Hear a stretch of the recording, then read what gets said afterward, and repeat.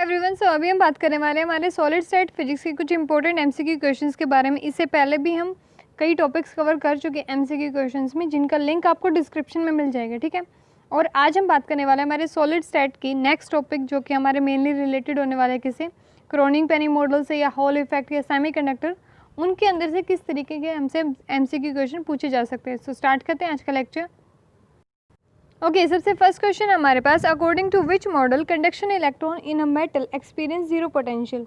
तो आपका कौन सा ऐसा मॉडल है जिसके अकॉर्डिंग आपके जो कंडक्शन इलेक्ट्रॉन्स हैं किसी भी मेटल के, अब कंडक्शन इलेक्ट्रॉन्स आपके कौन से होंगे, जो फ्री इलेक्ट्रॉन्स हैं उस एटम में, तो वो एक्सपीरियंस करेंगे जीरो पोटेंशियल। सो ये बात किसने कही थी?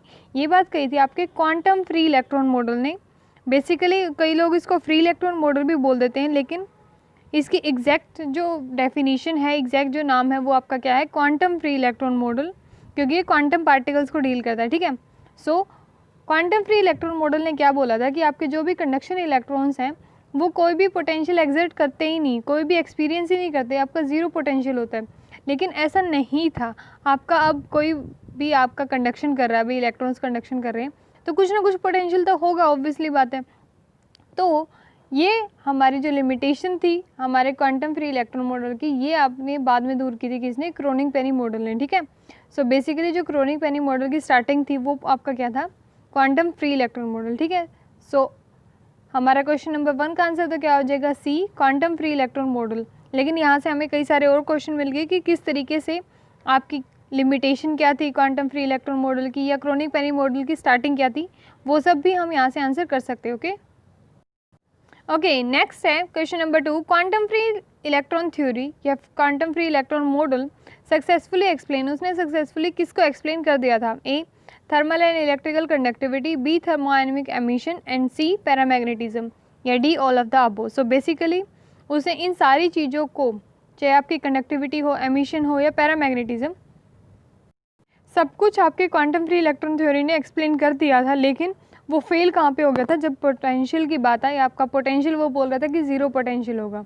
लेकिन अगर हम बात करें इन प्रॉपर्टीज़ के बारे में, सो वो उसने सक्सेसफुली एक्सप्लेन कर दी थी। सो इसलिए हमारा आंसर क्या है? All of the above. So in case question में आपसे इनमें से कोई भी एक प्रॉपर्टी दे के ये पूछे कि क्वांटम फ्री इलेक्ट्रॉन ने इसको एक्सप्लेन किया था या नहीं किया था, तो वो भी हम यहाँ से बता सकते हैं, ठीक है।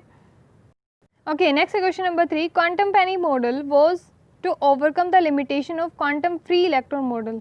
सो ऑब्वियसली हम जानते हैं जो आपका जितनी भी लिमिटेशंस थी क्वांटम फ्री इलेक्ट्रॉन मॉडल की, वो हमारे किसने ओवरकम की थी? क्रोनिग पेनी मॉडल ने। So this is true. Okay, next है हॉल इफेक्ट।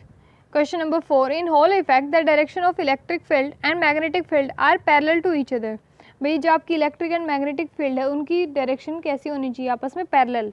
लेकिन हम जानते हैं कि भाई ये तो ट्रांसवर्स वेव की बात हो रही है, तो आपकी इलेक्ट्रिक एंड मैग्नेटिक फील्ड की डायरेक्शन क्या होगी? ऑब्वियसली आपस में परपेंडिकुलर होगी। सो हमारी ये स्टेटमेंट क्या हो जाती है? फॉल्स हो जाती है। सो ऐसा भी नहीं होता कि हॉल इफेक्ट में वो पैरेलल हो जाती है, नहीं। हॉल इफेक्ट के अंदर भी आपकी इलेक्ट्रिक एंड मैग्नेटिक फील्ड दोनों की दोनों कैसी रहती हैं? परपेंडिकुलर। ओके, नेक्स्ट इसी क्वेश्चन को घुमा फिरा के पूछा गया है, in Hall effect the electric field is applied perpendicular to both current and magnetic field. So magnetic field का तो अभी हमने बात की कि भी उसके परपेंडिकुलर होती है, लेकिन अगर आप बात करो करंट की, करंट यहाँ पे किसके रिप्रेजेंट कर रहा है? करंट की जगह पे आपको वेलोसिटी भी दे सकते हैं या फिर डायरेक्शन भी दे सकते हैं कि कहाँ पे किस डायरेक्शन में आपका मोशन हो रहा है। सो हम जानते हैं ये सारे आपस में क्या होते हैं? Perpendicular. So this is true. Okay, next है question number 6, which of the following parameters can't be found with Hall effect. इनमें से कौन सा ऐसा पैरामीटर है जो आपका हॉल इफेक्ट में नहीं काउंट किया जाता या नहीं पाया जाता उससे?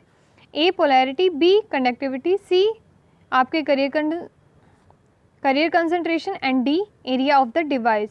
सो इन चारों फैक्टर्स में से कौन सा ऐसा फैक्टर है, कौन सा ऐसा पैरामीटर है जो आपका हॉल इफेक्ट में नहीं पाया जाता? तो वो है हमारा एरिया ऑफ द डिवाइस, क्योंकि जो आपका होल इफेक्ट है ये आपका कंडक्टिविटी को बताने के लिए, सेमीकंडक्टर भी कितना पोलर है कितना नहीं है, उसकी करियर्स की कंसंट्रेशन कितनी है, वो सब बताने के लिए यूज़ होता है। सो आपका एरिया नहीं बताया जाता। सो इसलिए क्वेश्चन नंबर 6 का आंसर क्या हो जाएगा? D, area of the device. Okay, next है question number 7, which of the following options does not define for the necessity of existence of potential barrier. इनमें से क्या ऐसा ऑप्शन है जो कि पोटेंशियल बैरियर के नेसेसिटी को नहीं दिखाता? ए, कॉन्टैक्ट, बी पोटेंशियल, सी डिफ्यूज़न या डी फर्मी डिराक। सो बेसिकली आपका जो फर्मी डिराक है वो पोटेंशियल बैरियर की एग्जिस्टेंस को नहीं दिखाता, क्योंकि फर्मी डिराक का उस चीज़ से कोई लेना देना नहीं है। लेकिन जो आपका पोटेंशियल बैरियर है उसकी नेसेसिटी को आपका कॉन्टैक्ट पोटेंशियल बैरियर भी उसको कहा जाता है, या सिंपल पोटेंशियल बैरियर या डिफ्यूज़न पोटेंशियल बैरियर, ये सारे के सारे उसी के नाम हैं। ठीक है, तो आपका सिंपल पोटेंशियल बैरियर की जगह पे आपसे इन तीनों नामों से भी पूछा जा सकता है। ओके ओके, नेक्स्ट है question number 8। Under the open circuit condition the net hole current must be zero, as the statement true और फॉल्स। आपको ये बताना है कि ओपन सर्किट की कंडीशन में क्या आपका नेट का जो आपका होल करंट है वो क्या ज़ीरो हो जाएगा नेट, एज ए ट्रू और फॉल्स। सो एक बार सोच के देखिए, अगर इन केस अगर आपका होल करंट नेट ज़ीरो नहीं होता ओपन सर्किट की कंडीशन में, तो इसका मतलब होल करंट इंक्रीज़ होता होता होता होता बहुत ज़्यादा हो जाएगा, जो कि प्रैक्टिकली अपना पॉसिबल नहीं है। सो इस वजह से अगर हम बात करें ओपन सर्किट कंडीशन की, तो आपका नेट होल करंट कितना हो जाता है, ज़ीरो हो जाता है। So this is true. Okay, next है हमारा क्वेश्चन नंबर 9। क्वेश्चन नंबर 9 क्या है, which of the following does not define for the junction which is depleted of mobile charges. So इनमें से कौन सा ऐसा रीजन है जो कि आपका चार्जेस से एक्सक्लूडेड है, यानी कि चार्जेस नहीं है वहाँ पे। सो ए डिप्लेशन रीजन, या B uncovered, C space charge and D transition region. So basically आपका आंसर है अनकवर्ड, क्योंकि आपका डिप्लेशन रीजन हुआ, स्पेस चार्ज रीजन या ट्रांजिशन रीजन, ये सारे के सारे रीजन एग्जिस्ट करते हैं और यहाँ पे हमारे चार्ज पार्टिकल्स होते हैं।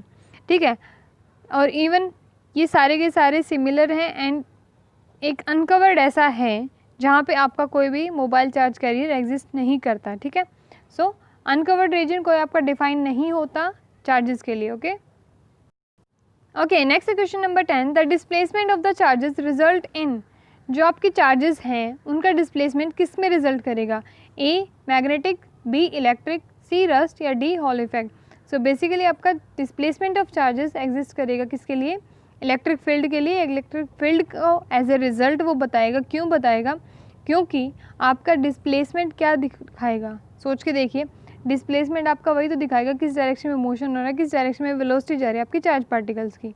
एंड हम जानते हैं अगर हम फील्ड्स को कंपेयर करें इलेक्ट्रिक एंड मैग्नेटिक को, तो हमारी ज़्यादा डोमिनेटिंग फील्ड कौन सी होती है, electric field. So answer will be electric field. Okay, so ये थे हमारे कुछ क्वेश्चन सॉलिड स्टेट फिजिक्स से रिलेटेड। क्वेश्चंस तो बहुत सारे बन सकते हैं, क्वेश्चंस की काउंटिंग नहीं होती है, आप एक लाइन में से 10 क्वेश्चन बना सकते हो, लेकिन बात ये है अगर आपको टॉपिक क्लियर है तो आपको कोई भी इशू नहीं होगा। सो जितने भी क्वेश्चंस हमने कवर किए हैं इनको ये मत मान के चले कि इसी तरीके से आपसे पूछा जाएगा, उसकी कोई भी फॉर्म चेंज करके आपसे पूछा जा सकता है। एंड डिटेल टॉपिक की स्टडी करें ताकि आपको कोई भी दिक्कत ना हो क्वेश्चन सोल्व करने में। ओके, सो मिलते हैं नेक्स्ट लेक्चर के अंदर कुछ और क्वेश्चंस के साथ, तब तक के लिए bye bye, take care, thank you very much.